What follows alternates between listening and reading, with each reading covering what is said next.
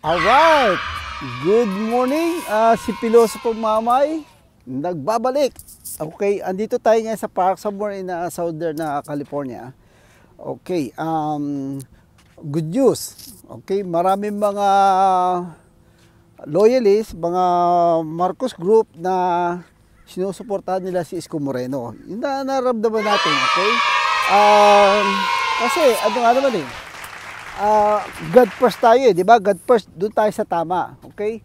At lately, nagkaroon ng issue about yung, alam mo naman yung mga vlogger para mga rapper yan may mga drama, kasi may mga vlogger na jokebox yung meron silang puon na pinagsisilbihan. So, iba't iba ang prinsipyo ng mga rapper. Ng mga vlogger. Anyway, okay, my last video ay against ako kay Banat Bay. At ito yung sinasabi ko na ito ay bawas boto kay Isko Moreno. Kung kayo papipiliin ng pro Marcos o pro DDS, ano ba pipiliin Less ninyo? evil. Alright, check this out. Okay, merong nag-PM sa akin, Pilosopong Mamay, ito pong si Chris Ulo, na yung vlogger ni BBM, loyalist talaga. Maraming mga 200 nito, ang subscriber nito. Ay binabanatan daw si Isko Moreno. Okay? So, paano hindi niya babanatan si Isko Moreno? Ay binubisit nitong si Banat Bay, itong kampo ng mga Marcos. Kaya liability talaga itong si Banat Bay. So, ako ba naman aabot sa puntong ganito? Alam ko na maraming I do the math. Okay? Kung mawalan man tayo ng 5 ay ang kapalit 100. At thank you kay Mark Gamboa dahil binuksan niya yung tulay sa Marcos at saka sa Isko. Okay? So, ay ngayon, itong si Banat Bay ay talagang liability talaga. Hindi to nakakatulong sa Isko camp. I'm telling you. Oh. So, napakarami pong dahilan kung bakit dito sa route na to si Pilosopo Mamay. I do the numbers. Ginumpit po natin yan lahat ng mga vloggers na against At saka yun nga, paulit-ulit na lang tayo. Kaya tayo paulit-ulit nga ay dahil ang mga tao ay madaling makalimot. Nabudol-budol na kayo nung nakaraan. Wala naman palang dalang tao yan. Okay? Kasi nauunawa ko naman yung kung anong mindset ang pag-iisip ng ibang mga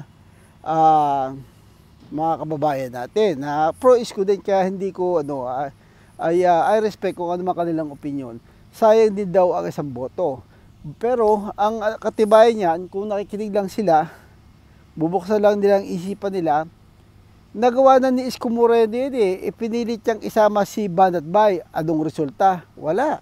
So, at nakita pa sa survey na talo pa si Isko Moreno sa Maynila, mas marami ang mga Marcos loyalists. Okay? Versus dala ni Banat Bay. At saka yung yung principle na God first. God first. Kung itong marami kasi mga taong nabiktima katulad do kay Lapid Fire, itong napakarami mga nabiktima ng ng DDS. Ngayon, at napakarami mga bandido na nagtatago, pero pinagtatanggol ni Banat Bay ay parang hindi bagay na i-align dito sa mga God first. That's one, okay? At saka, simple lang you do the math. Ang gusto niyo manalo si Isko Moreno. Sayang din daw yung isang boto kung basta nasama. Again, nasubukan na yan na hindi pala na-betray pa. Maraming mga issue na yung mga tao hindi alam. Alright, okay. Siguro dapat sa ninyo na pinabayaan ni Pilosopong Mamay yung mga negative comment, may mga nambabastos, yung nagmumura. Anyway, pinabaya ko yun para magkaroon din kayo ng data. Okay? So, matanong ko kayo, Sa tingin nyo kaya ay kaninong kampo yun? Okay? Sinong ina-idol noon? Yung mga ganun palamura, yung mga ganun bastos. Okay? So, nasa inyo parang ang campaign dun sa mga, paano naman yung mga sunod na generasyon? na, pero pinabayaan ko yun. At siya, proud na proud siya na siya daw matalino, ganyan, nagmumura sa ibang tao. Kasi ang kanyang ang kanyang standard is better than other people. Okay? But ako naman ay ang mga sinasabi ko ay may suporta. Okay, again, I have the numbers. Nag-research ako. Ang sisisi ko na nga lang ay yung campaign manager ni Isko Moreno. Okay? So ako ngayon ay talagang susubukan kong maka-align dito sa mga Marcoses para sumuporta kay Isko Moreno. Okay? So, at maganda, mainit naman yung kanyang pagsuporta. Yun ang merong numero na itutulong. Kasi nabudol-budol na tayo nung nakaraan Nabudol-budol na po tayo nung nakaraan. Okay, ito namang channel ni Pilosopong Mamay ay parang tambayan ng mga Iskonian. Kaya puro real talk, di ba? At saka talagang pamilya tayo dito, maganda ang samahan natin. Hindi tayo basta-basta yung magagalit sa isa. Inuunawa natin kung anong pinanggagalingan nito, exercise natin at alamin natin ang mga punto. Okay? So anyway, at ako naman ay kagustuhan kong manalo at kasi madali makalimot ang mga kababayan natin.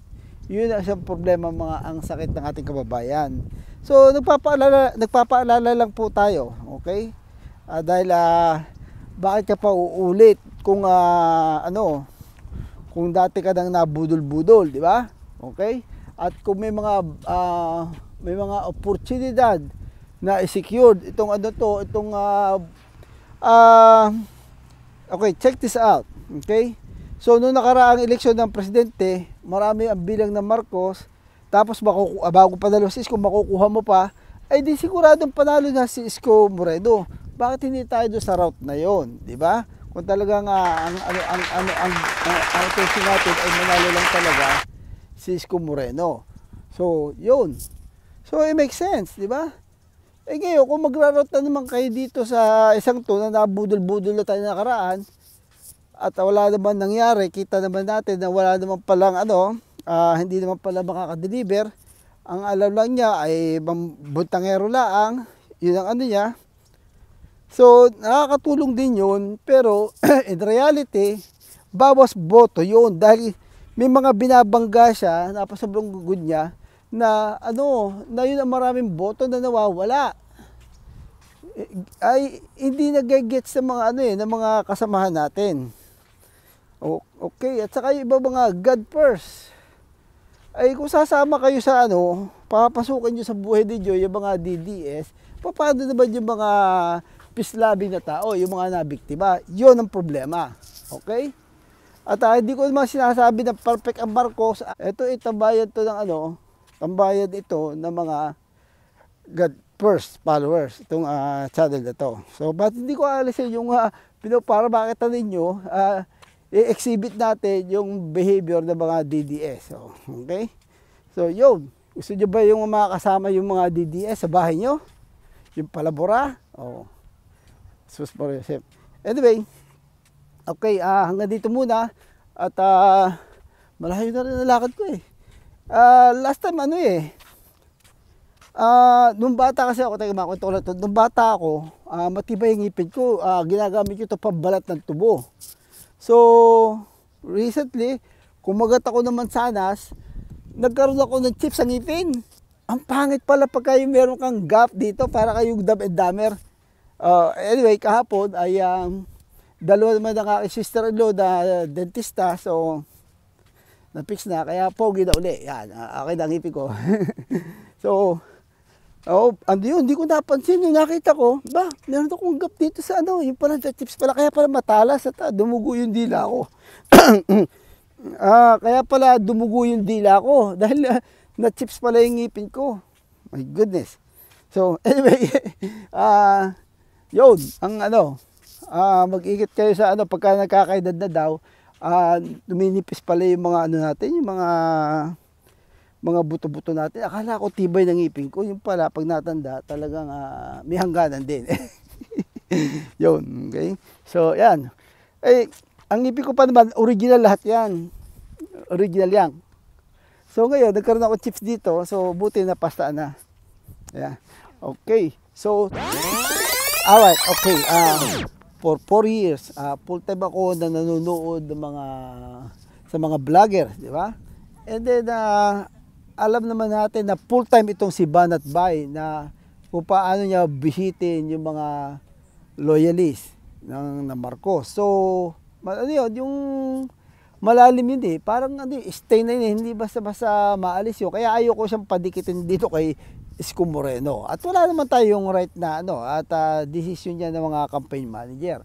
Pero sa totoo lang, hindi na ba nakatulong yung mga budol-budol na ganyan, yung agenda ng God First ay parang nababastos pag may mga kasabang ganyan, may mga bandido na pinagtatanggol niya.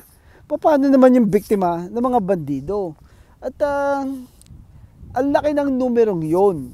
Yun ang pinanggagalingan ni Pilosopong Mamay. Ngayon, siyempre may magre-react na DDS. Pero yun, personal nila yun. At naman sila meron naman silang identity naman, madali ma-identify sila dahil nga yung trademark nila na nagbumura, walang respeto, ganon. Yeah. Pero yung iba naman gusto mong pasamahin sa God First dahil sayang din daw ang isang boto para manalo si Isko. Pero kung tatanggalin mo yon at papalitan mo ng mga loyalist na nakikipagkaibigan naman niyo at nasporta na kay Isko at pagbutihin na, ay yun. Mas paniguro tayo doon. At yun naman ang ginagawa ni Mark Gamboa din at pinatitibay niya ang relasyon sa mga BBM at saka Isko Moreno. At ako naman ay sumusuporta doon. Okay? Na suportahan ang mga BBM Isko Moreno. Ang naman sabay, isang opinion lang ito nanonood naman kayo ng Quadcom yung paano ginagahasa ang ating bayad, kung paano anyway, yun, sa kanila na yun, hindi na tayo babanggit niya dahil at mayroong mga tao na gusto yung mga ganun lang yung mga ganung bastusan love nila si Tatay Digong, okay? So, give it to them, okay? Ang concern ko lang, ang ko lang dito ay talaga yung numero. Okay? Sinasabi ko lang ang totoo na kung matatanggal ito, matanggal mo yung 5 at may kapalit naman na 100, ay bakit hindi? Di ba? Yun. Okay? So, good intention po tayo kaya umabot tayo dito sa ganitong subject. Okay? Alright, so that's for now at ako muna maglalakad-lakad sa kailangan ko pa ng mga 1 milya. Sige po. At okay, so see you on my next vlog. Okay? Alright.